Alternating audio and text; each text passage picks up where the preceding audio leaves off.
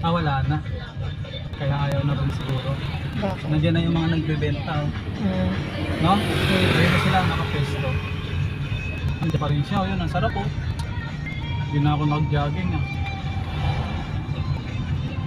Dito, hindi natin alam yan, ah. Ayun, oh. Susunod, hindi na tayo makapasok dito, sabi ko sa'yo. Diba nagbabawal na daw sa akin. Yun, oh, yung ano.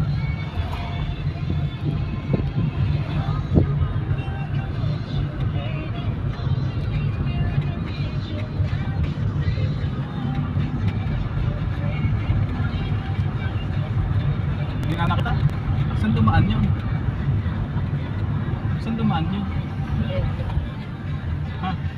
Ayun, no, may sasakyan. Palabas siya eh.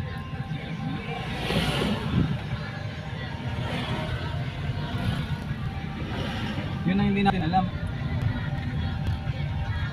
Diyan na. Handa.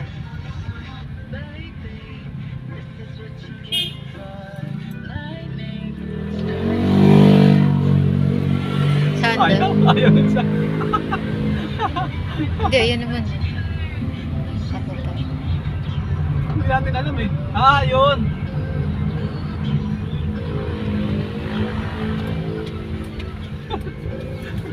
Naligaw.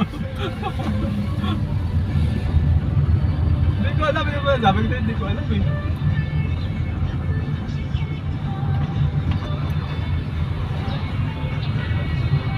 Ito na, loob na pala to. No? Isa lang yung papasok at palabas na daan. Ito na pala. Pwede rin pala ito kanina. Ito na yung luma eh, di ba?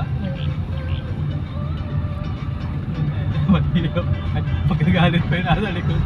Hinintuan ko agad eh.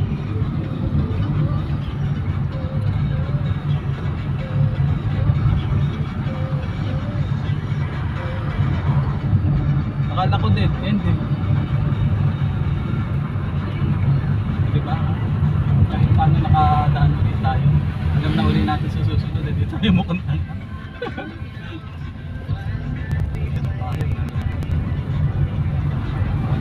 Bago na yung tuloy. Bago na yung tuloy. Dami na nagbago pala eh. Parang kailan natin hindi dumaan dito, no? May libreng-daan na kasi sa kabila eh.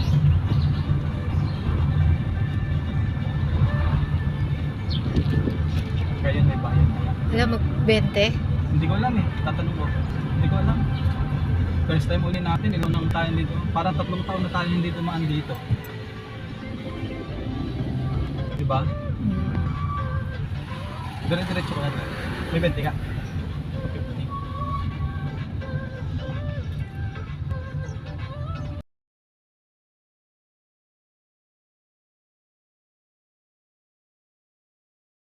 Maghapon ba to o ano lang? One way lang.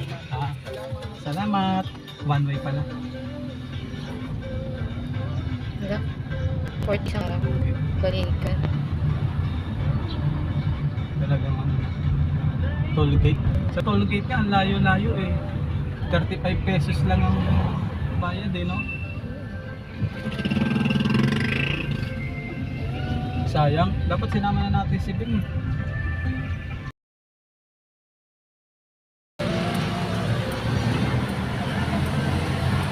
Okay.